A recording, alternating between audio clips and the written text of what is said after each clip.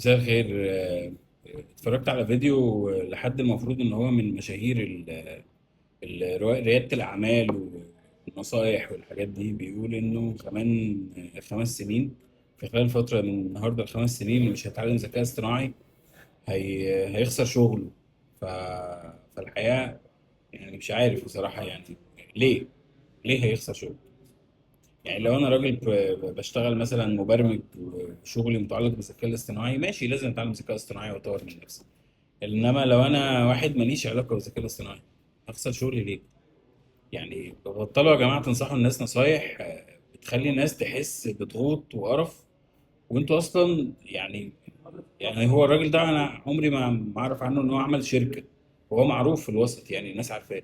عمره ما عمل ستارت اب، عمره ما شارك في بناء اي حاجه. ف- فارحموا يا جماعه الناس. وعادي لو الذكاء الاصطناعي خد شغلي، هشتغل بتاع فراخ يعني، هتصرف، فاهم؟ المواضيع اسهل من كده يعني.